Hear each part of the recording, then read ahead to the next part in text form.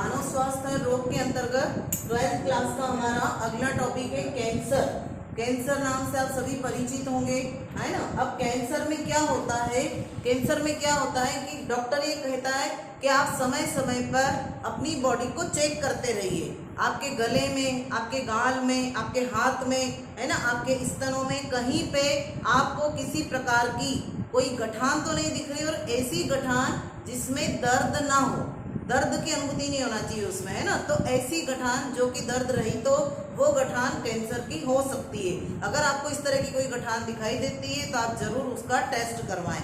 अब इस कैंसर में होता क्या है, इसमें कोशिकाएं जो होती है वो अनियंत्रित रूप से विभाजित होती है, और अनियंत्रित रूप से विभाजित होकर इस तरह से पूरा एक कोशिकाओं का असंगठित समूह बना लेती है, जिसको हम कहते हैं ट्यूमर।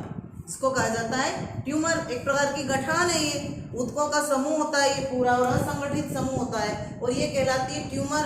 लंप टाइप बनना, पूरा एक गुच्छा, और ये पूरा असंगठित कोशिकाओं का समूह होता है। यही कैंसर का रूप होता है और शुरुआत यही होती है। तो कैंसर, विश्व कैंसर दिवस 4 फरवरी को मनाया जाता है।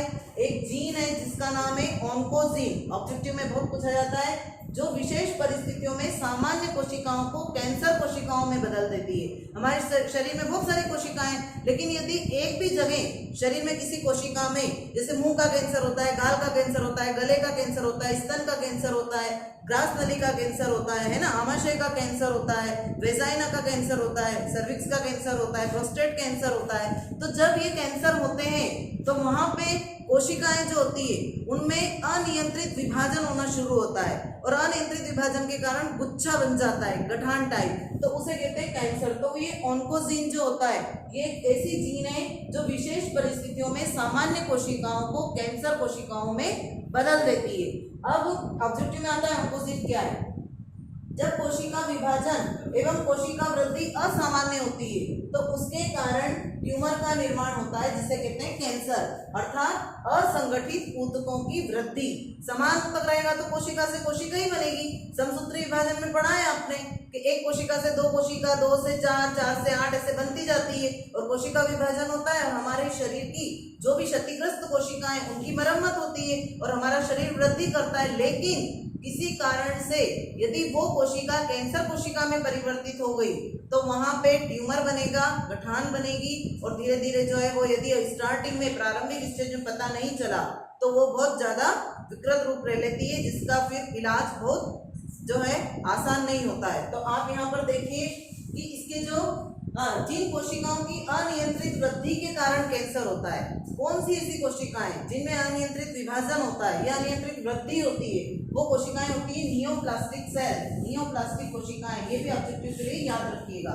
फिर उसके बाद में इसके प्रकार, सार्कोमास, कार्सिनोमास, लिम्फोमास, ल्यूकेमियास, और भी होते हैं, लेकिन मेन जो है आपको बता रही हूँ सार्कोमास, संयोजी ऊतक का कैंसर। आपको संयोजी ऊतक पढ़ाए मैंने, टेंडन, अस्थियां, उपास्थियां, पेशियां, ये सब संयोजी ऊतक के।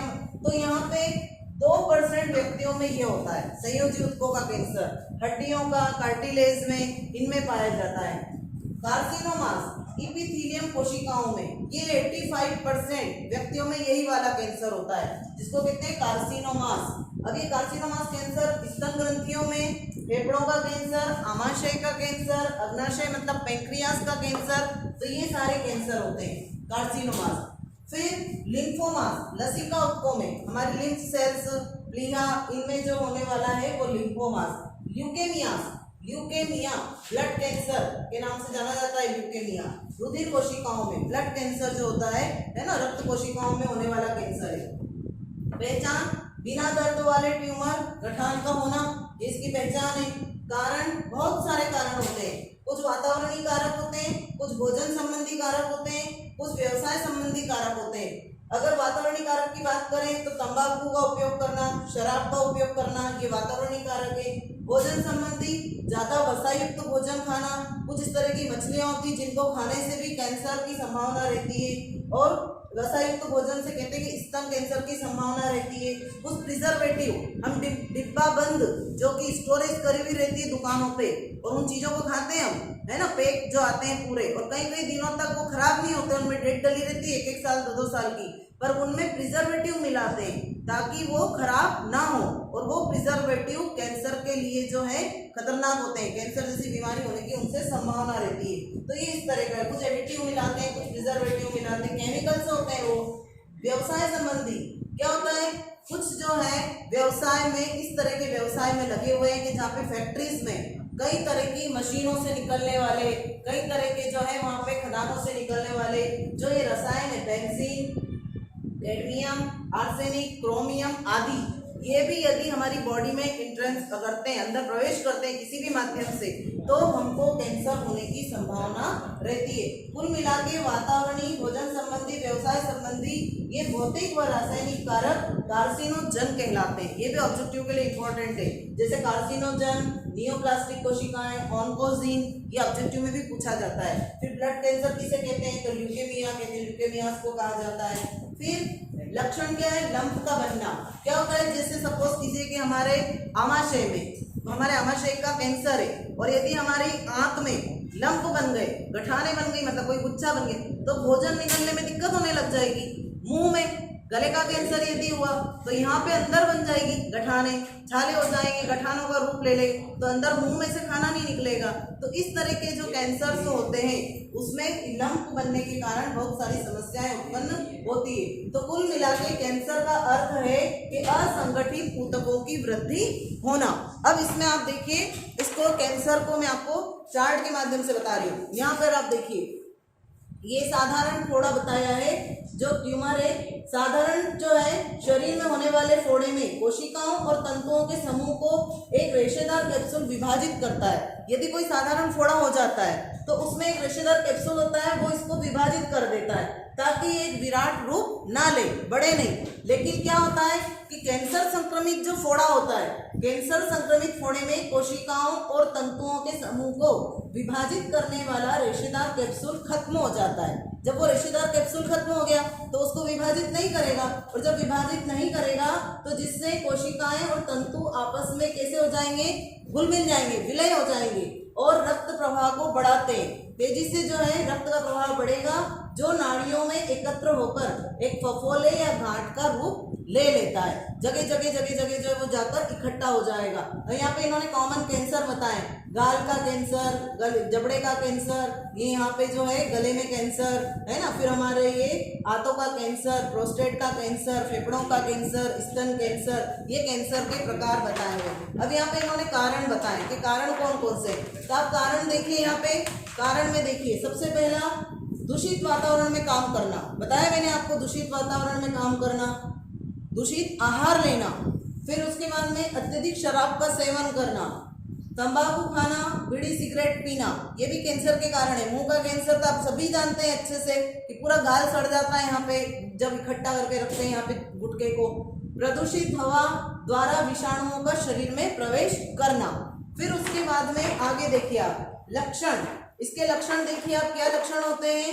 नंबर 1, भार कम होना, मतलब वजन में कमी होना, थकावट होना, भूख कम लगना, भूख नहीं लगती, थकावट होती, कमजोरी, लगातार तेज सिर दर्द होना, पेट में दर्द होना, स्त्रियों में लगातार रक्त प्रवाह होना, स्त्रियों में लगातार ब्लीडिंग का होना।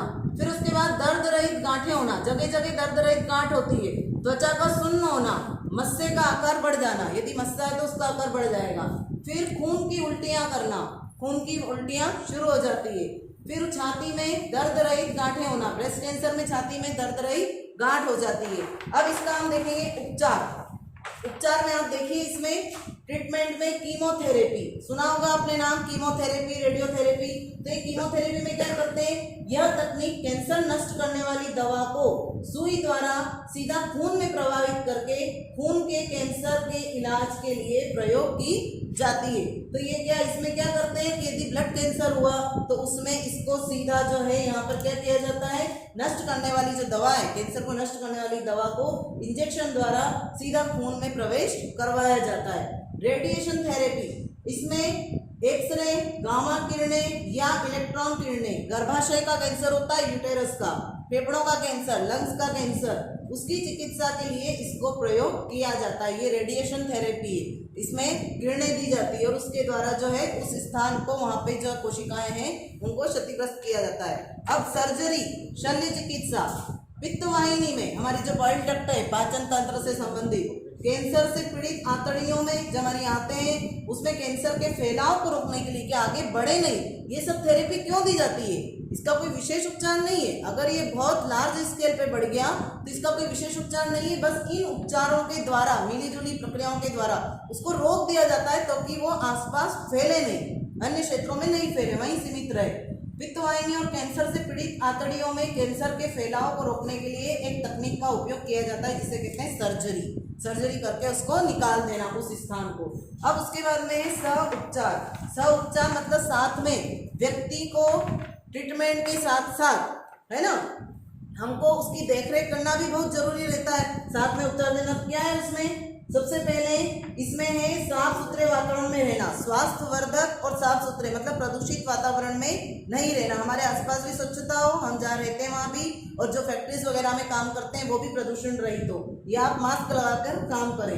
नियमित समय पर दवाओं का सेवन करना, संतुलित आहार लेना, नियमित डॉक्टरी जांच करवाना, और एक और इसका सबसे अच्छा जो इलाज है जो सफल भी हो रहा है वो है एक्सरसाइज, योगा, है ना, कपालभाति, प्राणायाम, है ना, अनुलोम विलोम। आप इस तरह से योगा करने के बाद भी इसके विशिष्ट कुछ अलग प्रकार के योगा भी होते हैं, तो वो सभी किसी जो है परफेक्ट जो स्पेशलिस्ट के उसमें देख रेख में अगर आप योगा करेंगे, और योगा के द्वारा भी इसको कई लोगों ने जो है इस बीमारी से निजात पाया है। तो ये कोई बहुत लाइलाज बीमारी नहीं है, जैसे एड्स के लिए मैंने कहा था लाइलाज बीमारी, ये लाइलाज बीमारी नहीं है। अगर अंतिम स्टेज पर नहीं पहुंचे तो उससे पहले यदि आपको पता चले तो इसका इलाज संभव है।